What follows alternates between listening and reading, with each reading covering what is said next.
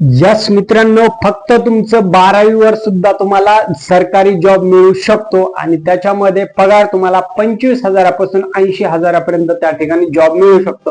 तुमचं जर लेटेस्ट 12वी झालं असेल किंवा 12वी होऊन काही वर्ष उलटले असतील आणि तुमचं ग्रॅज्युएशन नसेल झालं तर तुमच्यासाठी असे काही खास जॉब आहेत जे की वारंवार म्हणजे दरवर्षी त्याची वॅकन्सी मोठ्या प्रमाणात या ठिकाणी येत असते. म्हणून 12वी पास 10वी पास जॉब ज्यांना हवे आहेत त्यांनी हा व्हिडिओ शेवटपर्यंत पहा. त्याच्या सगळ्या गोष्टी पगार, वयोमर्यादा आणि निवड प्रक्रिया कशी असते ते या ठिकाणी आपण व्हिडिओच्या माध्यमातून सांगणार आहोत, म्हणून शेवटपर्यंत पहा. लक्षात घ्या मित्रांनो, आत्ताच 12वीचा निकाल झाला आहे. खूप जणांची परिस्थिती नसते नेक्स्ट एज्युकेशन घेण्याची 10वी आणि 12वी बेसवर ते लगेच जॉब सर्चिंग करतात. त्यांच्यासाठी आणि ज्यांचं खूप वर्ष 12वी होऊन गेले त्यांच्यासाठी सुद्धा आहे. आर्मी किंवा पोलीस भरती ही 12वी बेसवरती फक्त भरती आहे, ज्याच्यामध्ये या वर्षीची भरती म्हणजे 25-26 ची पोलीस भरती आत्ताच नुकतीच पार पडलेली आहे. त्याच्यामध्ये खूप जणांचं विद्यार्थ्यांचं सिलेक्शन निवड झाली आणि नोकरीवर रुजू सुद्धा झाले पोलीस भरती. दुसरी आहे आर्मी भरती, इंडियन आर्मी. मित्रांनो लक्षात ठेवा, आर्मी म्हणजे देशाची शान. त्याच्यासाठी फिजिकल प्रचंड प्रमाणात मेहनत घ्यावी लागते. हा महत्वाचा मुद्दा तुम्ही लक्षात ठेवा. त्याच्यासोबत तुमची उंची, हाईट, चेस्ट आणि तुमचं एज लिमिट विदिन स्पेसिफिक क्रायटेरियामध्ये बसलं पाहिजे, त्यावेळेसच तुम्हाला या ठिकाणी आर्मी भरती देता येते. पोलीस भरतीला वयोमर्यादा जास्त आहे, आर्मी भरतीला त्यापेक्षा थोडीशी कमी आहे. थोडी म्हणजे जसं स्पेसिफिकेशन किंवा रिक्वायरमेंट नोटिफिकेशन मध्ये येईल त्याप्रमाणे, परंतु पोलीस भरतीला एज लिमिट आर्मी पेक्षा नक्कीच जास्त आहे. म्हणून ज्यांचं एज निघून गेलं आहे त्यांनी पोलीस भरती करू शकता आणि ज्यांचं विदिन एज लिमिट आहात ते आर्मीची तयारी नक्कीच करू शकता. आर्मीला पगार सुद्धा चांगली आहे. वरतून तुम्हाला रिस्पेक्ट, इंडियातील टॉप 1 ची रिस्पेक्ट असणारा जॉब म्हणजे आर्मी, तो तुम्ही मिळू शकता. दुसऱ्या जॉबकडे वळूया मित्रांनो. एसएससी स्टाफ सिलेक्शन कमिशन या अंतर्गत घेण्यात येणाऱ्या स्पर्धा परीक्षा असतात. त्याच्यामध्ये दरवर्षी खूप सुवर्ण संधी मिळत असते. ह्याची एसएससी ची दरवर्षी मोठ्या प्रमाणात भरती निघत असते. त्याच्यामध्ये एलडीसी, डीयू, क्लर्क या वेगवेगळ्या प्रकारच्या पोस्ट असतात आणि शिक्षण फक्त या ठिकाणी 12वी पास लागतंय.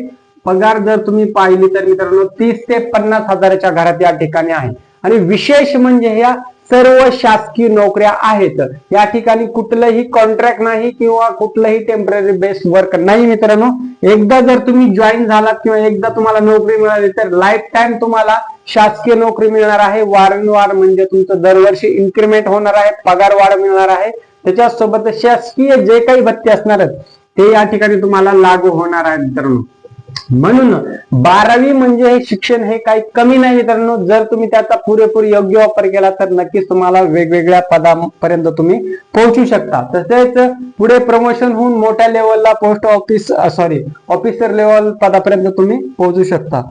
तिसरी भरती आहे मित्रांनो पोस्ट ऑफिस भरती. ही भरती जी आहे ते 10वी 12वी दोन्ही बेसवरती आहे. आता रिसेंटली पोस्ट ऑफिसची भरती सुरू आहे, त्याचा निकाल लागायला सुरू आहे, ज्याच्यामध्ये सेकंड मेरिट लिस्ट लागलेली थर्ड मेरिट लिस्ट येऊ शकते. आता 1-2 दिवसामध्ये लागू शकते. जशी येईल तसं मी तुम्हाला अपडेट करतो. मागच्या बऱ्याच व्हिडिओ मधून तुम्हाला पोस्ट भरतीबद्दल अपडेट आणि गायडन्स आपल्याकडून होत आहे मित्रांनो, याची नोंद घ्या. याच्यामध्ये फक्त 10वीचे जे काही मार्क्स आहेत ते तुमचे चांगले असले पाहिजे आणि तुम्ही अर्बन आणि रुरल ह्या एरियाचा अभ्यास करून त्या ठिकाणी फॉर्म भरला पाहिजे. जिथे कॉम्पिटिशन कमी असेल, फॉर्म संख्या कमी असेल त्या ठिकाणी तुमचे पर्सेंटेज चांगले असेल आणि त्यामध्ये अजून तुम्ही कॅटेगरीमध्ये असाल तर पोस्ट ऑफिस भरतीमध्ये तुमचे सिलेक्शन चान्सेस स्ट्रॉंग असतात. या ठिकाणी लक्षात घ्या मित्रांनो. या ठिकाणी एकदा लागलं की पुढे प्रमोट होऊन ऑफिसर पदापर्यंत, पोस्टमॅन, एमटीएस बाकीच्या आणि ऑफिसर लेवलच्या पदापर्यंत या ठिकाणी सुद्धा पेमेंट एक साधारण 40K म्हणजे 40,000पर्यंत तुम्हाला या ठिकाणी मिळत असते मित्रांनो. म्हणून पोस्ट ऑफिस सुद्धा हलक्यामध्ये घेऊ नका, खूप चांगली नोकरी आहे, पुरेपूर संधीचा फायदा घ्या. चौथं आहे रेल्वे भरती. याच्यामध्ये क्लर्क बनू शकता, तिकीट कलेक्टर बनू शकता. याच्यामध्ये साधारणपणे 28,000पासून सॅलरी स्टार्टिंग सुरू होते. शिक्षण फक्त 12वी. एकदा सिलेक्शन झालं की फिनिश, लाईफ सेट आहे. कारण या भरतीला वारंवार डिमांड असते, वारंवार भरती निघत असते. वारंवार शब्दाचा अर्थ दरवर्षी भरती निघत असते 12वी बेसवर.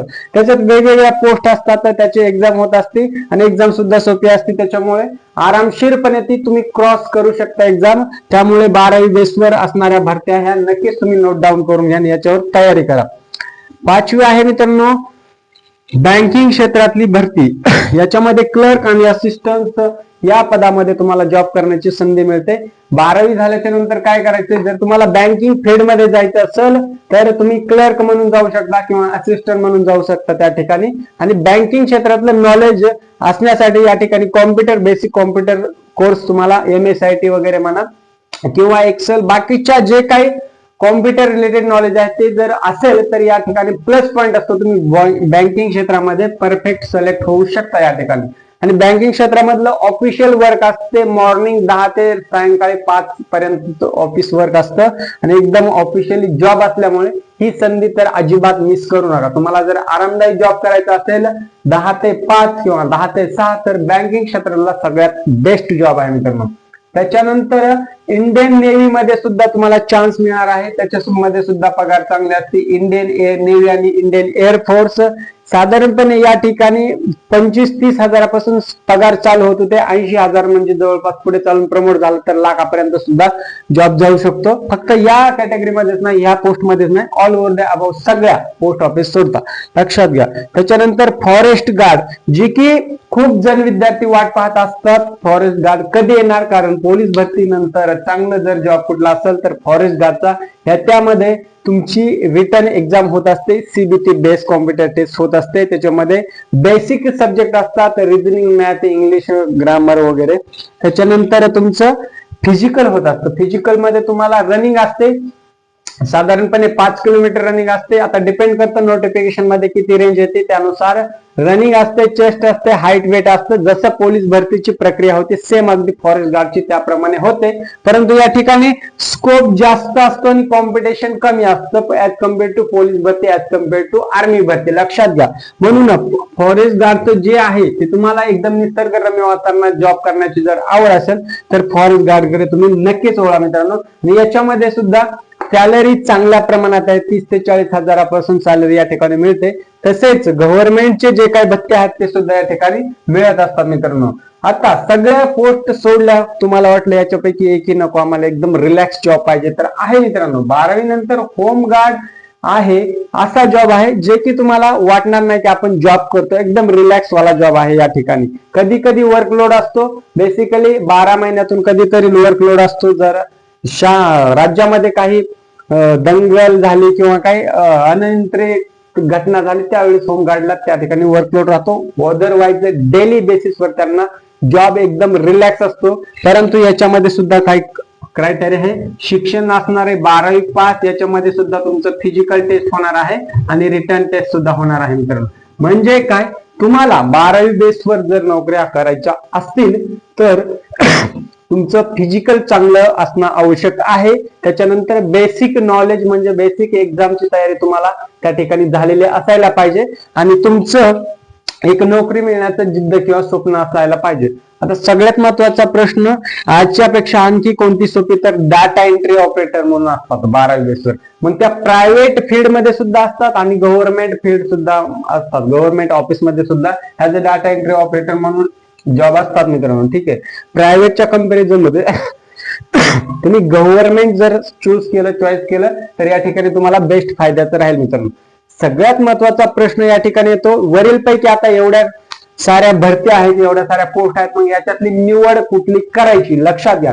आता ज्या ज्या विद्यार्थ्यांचं सिलेक्शन झालंय 12वी मध्ये आणि त्यांची परिस्थिती पुढे शिक्षण घेण्याची नाहीये किंवा त्यांना डायरेक्ट 12वी नंतर जॉब करायचा आहे तोही सरकारी, तर त्यांनी पुढे 1 ते 2 वर्ष तुम्हाला स्वतःला टाइम दिला, तोपर्यंत मित्रांनो त्यावेळेमध्ये तुम्ही अभ्यास केला, फिजिकल तयारी केली तर तुम्ही आर्मी मध्ये होऊ शकता, पोलीस मध्ये 100% होऊ शकता. नो इश्यू, फक्त 2 वर्ष द्यायचे आहेत. कारण की 12वी नंतर 2 वर्ष दिल्यानंतर तुमचं अगदी कमी वयात तुम्हाला नोकरी मिळणार आहे. जर ते नसेल, तुम्हाला वाटत असेल फिजिकलला थोडासा कमी लोड घ्यावा, तुमच्याकडे आहे होम गार्ड आणि डाटा एंट्री ऑपरेटर तसेच फॉरेस्ट गार्ड. या ठिकाणी फिजिकल आहे, या ठिकाणी फिजिकल आहे, परंतु आर्मी आणि पोलीस पेक्षा या ठिकाणी कंपॅरिझन पाहिलं तर थोडस लूज या ठिकाणी फिजिकल होत असतं मित्रांनो. लूज म्हणण्यापेक्षा कॉम्पिटिशन कमी असल्यामुळे थोड्याशा गोष्टी तुम्हाला सोप्या जातात.